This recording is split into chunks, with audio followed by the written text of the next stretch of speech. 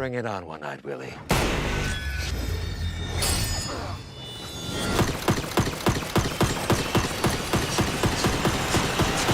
Ooh! Yeah! Your bullets. They're really fast. Welcome to Mojo at the Movies, a very special edition this time because we have some special guests. Joining me in studio today, we have Justin, who is our comic book expert. How you doing, Justin? Very good. And joining us via the wonders of the internet, live from Austin, Texas, we have a very special guest. This is Korey from Double Toasted. How you doing, Korey? Hey guys, thanks for having me. I appreciate it. Well, we're very excited to have you as well. You're one of our favorite YouTube channels. We love your podcast, and we love what you say about movies and pop culture, and I think we're kind of aligned. So what we wanted to do today is a collaborative review of Deadpool, and this time, you've already done your spoiler review, your spoiler-free review. We've done ours, so this is a no holds barred. We're going all spoilers. So I can say anything I want. Absolutely anything you want. In fact, might as well start with you. Let's let it rip. Korey, what'd you think of Deadpool 2? How did it compare and stack up to Deadpool 1? You know, I've had a few days to think about it to make sure I know what I'm saying, and I like the movie. I like the movie a lot. Don't think it's as good as the first one, though. Ooh. And I was really scared to say that because these nerds are really freaking the hell out over this movie. But I have to sit back and say yes, I still mean what I say. I like the teasers leading up to the movie more than the movie itself. Interesting, because I mean the teasers, the whole meta aspect is really played up in the teasers. Right. But Justin, you and I, when we did our review, we were skewing more towards liking this one than the first one. Yeah, and part of that is because I liked the first movie, but I wasn't as blown away by it as a lot of people were.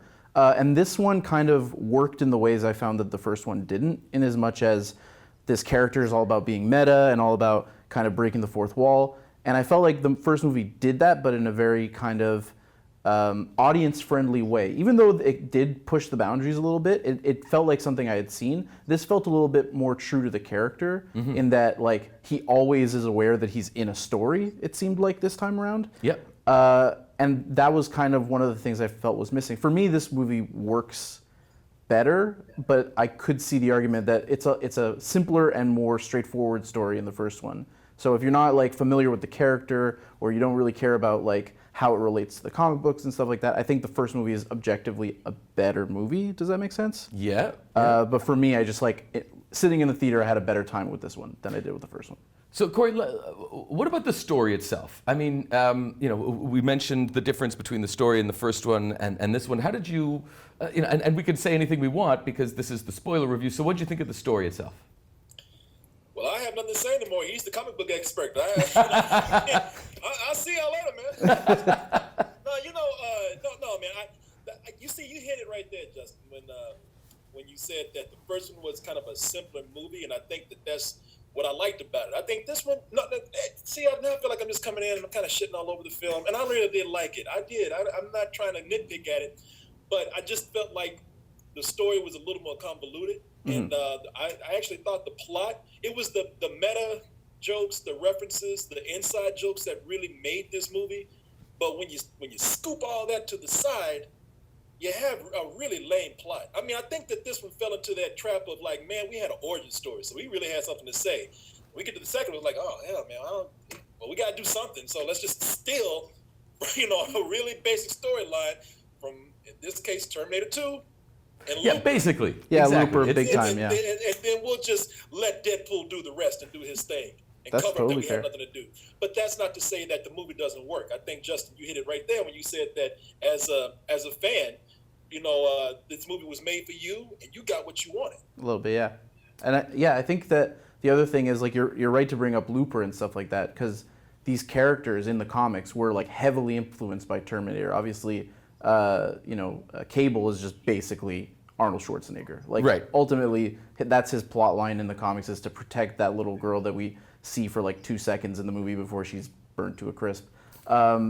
There's just elements of this movie that, without the knowledge of, oh, they're playing this up, or they're taking something from the source material and twisting it a little bit, whether it's with the kid character, I can see how certain things would just fall flat for people if they had no idea. And I think that's actually a flaw in the movie in general. But I think for like the specific fans that come to it with that established knowledge, those things are like really exciting and really fun. Well, let's talk about the surprises. Sure. I mean, I think the first thing, the most obvious thing that we have to mention is not Colossus, is Juggernaut. Juggernaut. I mean, that was, some people were hinting. I guess there were hints of Juggernaut. There was like a frame in the trailer. You can't put trailers for these movies, man, because these fans will just be like, okay, there's a shadow in the left corner. That's obviously this character from X-Men 274. Like people I just. Man, I saw that.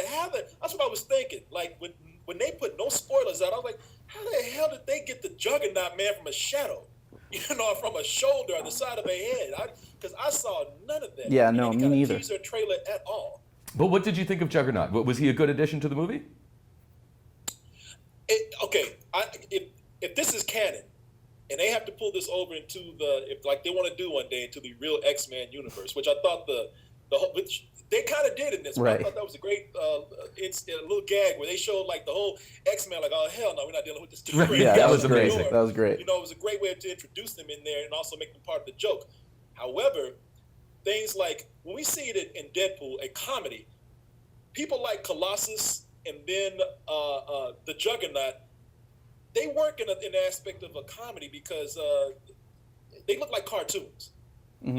They look like CG cartoon characters. If they put them in a serious movie, like I cannot, as much as I love Colossus, I can't really see Colossus being in a serious, dramatic part in an X-Men movie because he looks so CG, almost something like out of a DreamWorks movie in a way.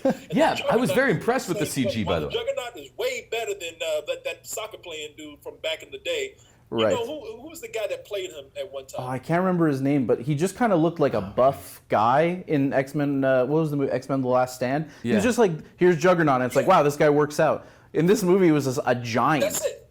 Yeah. Vinnie Jones played him at one time. Right. That's right. Yes. Vinnie Jones looked like a dude with like a trash can on his head or something, and it did. It didn't work too much. You could tell they didn't have the budget to do it. Maybe in the technology. And this, they did it right. It is the Juggernaut from what I know. Like I said, you're the comic book guy, so you tell me if I'm wrong. But it's definitely a better representation. But also at the same time, it's such a CG creation that I just couldn't buy it if I saw this in a more serious film. I think at this point, but who knows? If I did, I might be able to. But I do like the character.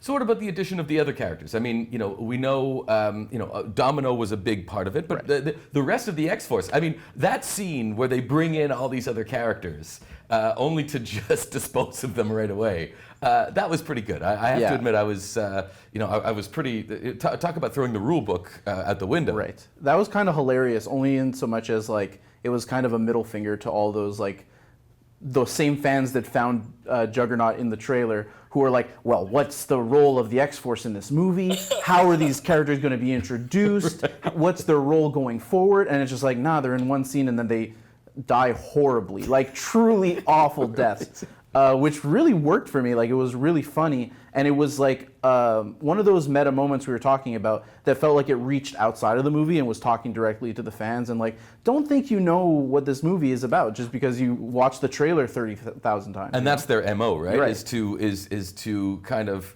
stick it to the people who think that they can one up the movie by knowing everything. Right, and in an inviting way that doesn't make those people kind of go like, oh, you know what, this movie's trying to tell me off. It's like, okay, this movie's playing with me, it's fun, you know what I mean? It was a good choice, in my opinion, to get rid of those characters. No, it really, you know what, that scene, it worked almost too well. Because I was so horrified, because I thought Terry Crews was knocked out, until I thought he was going to get up and crawl out the bus until I realized, oh, they're killing everybody. Right, exactly. I was laughing, but I was really just, I was nervous to see how the next person was going to die. It's almost like Final Destination at that point. It was, yeah. It really was. And the person I was nervous about the most was Peter. I love Peter. He's my favorite character. Peter didn't have no superpowers, man. I just like, man, how's this poor guy going to get it? It's going to be horrible when he does. And it was horrible. It was. Probably one of the worst. Yeah. The acid. To die by acid vomit, that's the most degrading.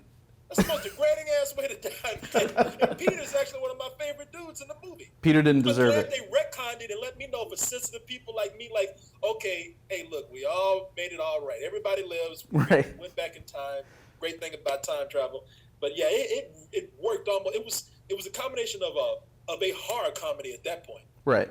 Yeah, I Truly. can't think of any other movie or franchise that's done that. Like that would literally just dangle all these. Like, here you go. Here's people to love. Here's people to reminisce of. Oh, sorry, no, they're gone. They're out of here. And I mean, like you mentioned, Terry Crews. Like, you get excited to see Terry Crews in the trailer. You're like, that's amazing. He's in this movie, and it's like 3 scenes and then just horrible demise. So what about the all the jokes? I mean, they went pretty hard. They were pretty vicious with DC. Yes. The Martha joke right off the bat. Right. And then the I am Batman, and there was, they went after DC, they went after Wolverine.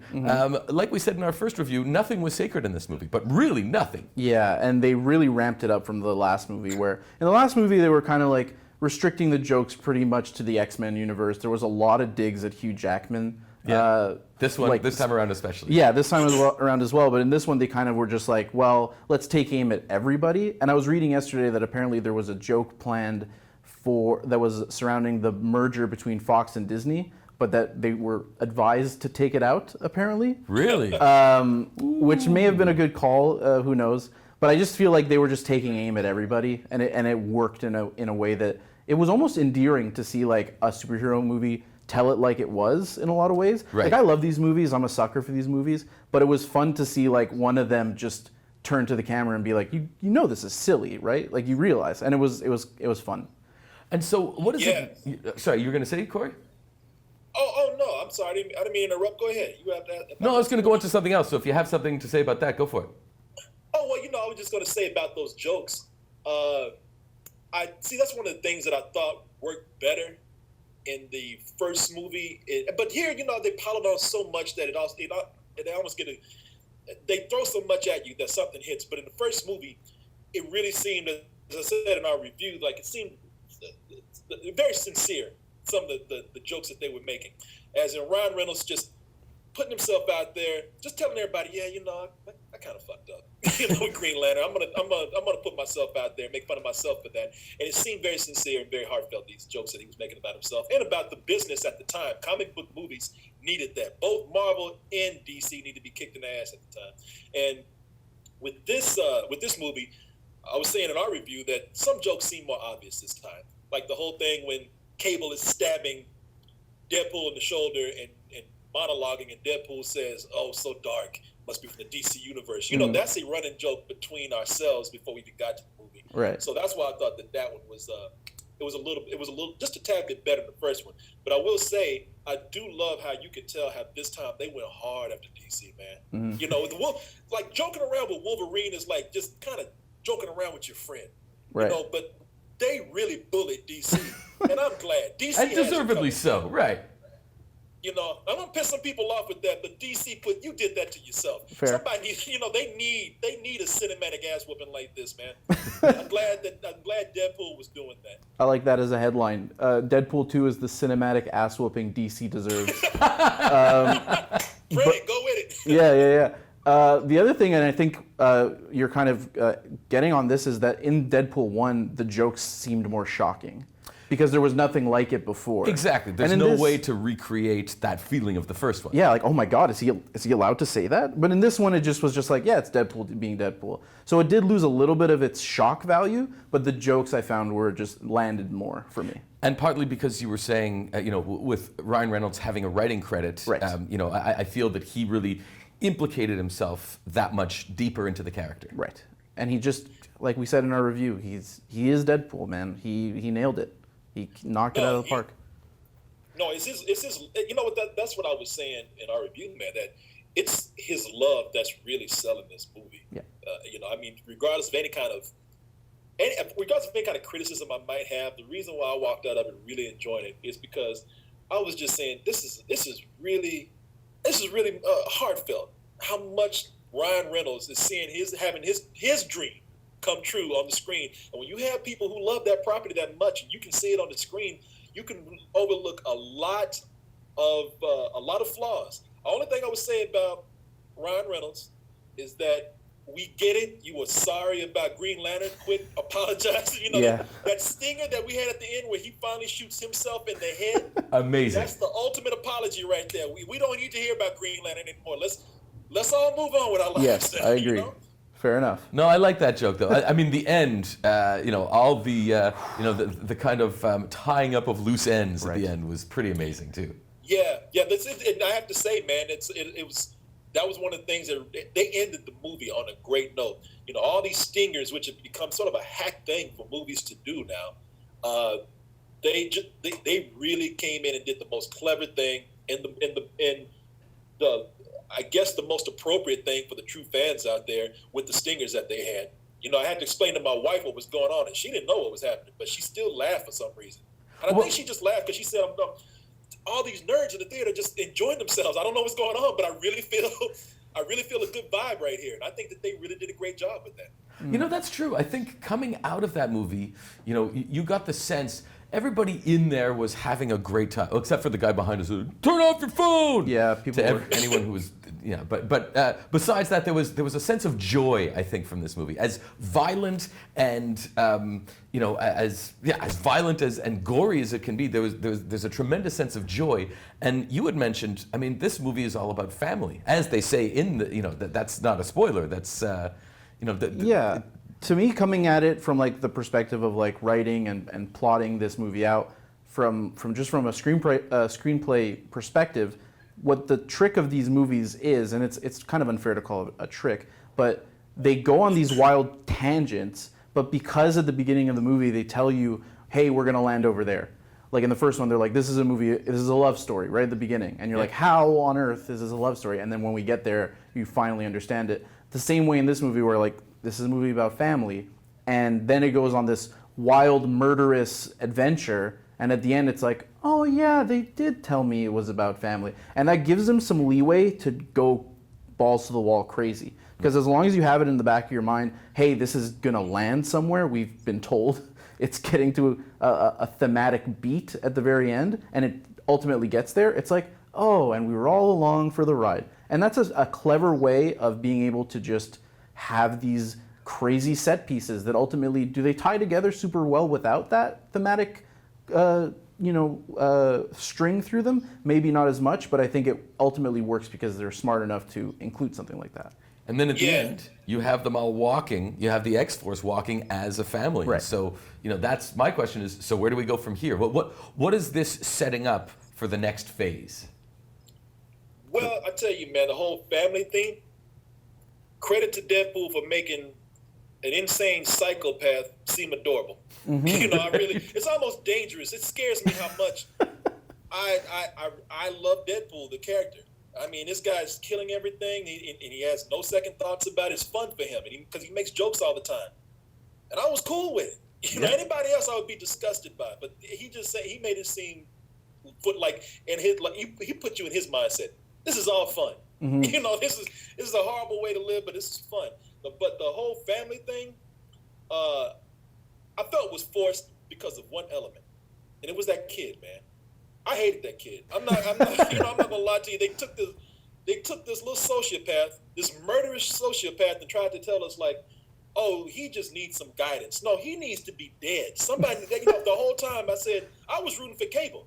I was like, that's the only time I really rooted against Deadpool. Get out the way and let this man do his job. He knows what he's doing. This kid has got to go. And I really did not like that kid Julian Dennison, who, nothing against the actor. I think that kid is very funny, but the character, first of all, is not too different from his character from Hunt for the Wilder People. Yeah.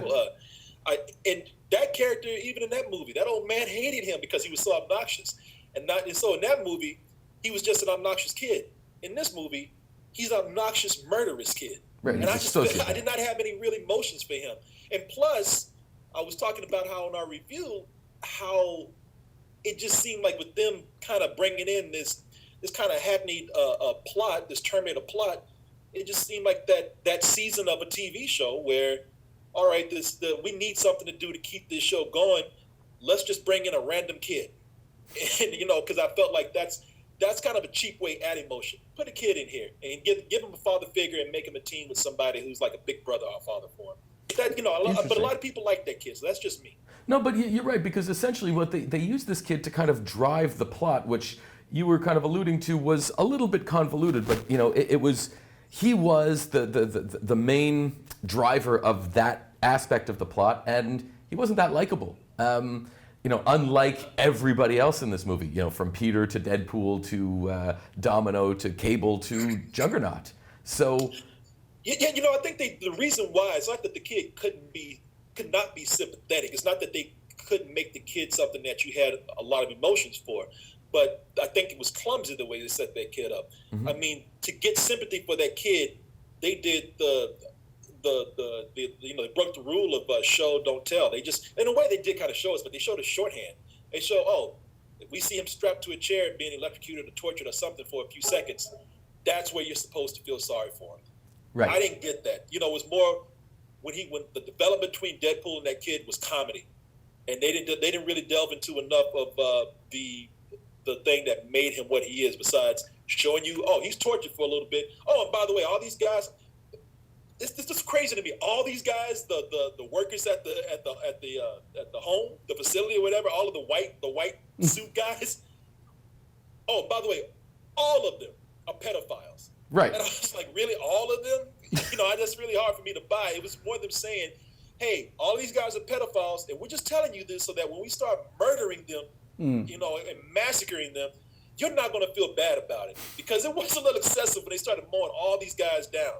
So I think they were taking some shorthand ways of the story to cheat around getting emotions from us, or whether that be sympathy or anger. That's why I wasn't too crazy about the story. So you would have been happier if I keep saying Colossus, if Juggernaut were to have cut the kid in half instead of Deadpool. I'd be cool with that. Yeah. I hate to say it. Hey, the kid is gone. The future is safe. I'm all right with that. So, I guess just before we wrap this up, speaking of the kid and the future, so is X-Force, what are we thinking? Is X-Force now going to replace X-Men? Are they going to reboot X-Men and have kind of a massive X-team? I think X-Force is the end game for this little trilogy of the Ryan Reynolds Deadpool movies. He's gone out and said, Deadpool 3 isn't necessarily going to happen, but there is an X-Force movie in the works. So I think ultimately with, the news of the DC, the Disney merger and the way that those characters are probably going to get sucked into the MCU machine, I feel like that's a fun place. There's one more X-Men movie left planned. There's an X-Force movie planned. There's a New Mutants movie planned. I think that'll be the end of this school of characters. And if they continue with the comedic tone of Deadpool for the X-Force movie, which they're probably going to because Ryan Reynolds will be in it and it'll spiritually be Deadpool 3, I think that's a smart move and a good way to end the franchise on this big epic note, I think. What are you thinking, Korey?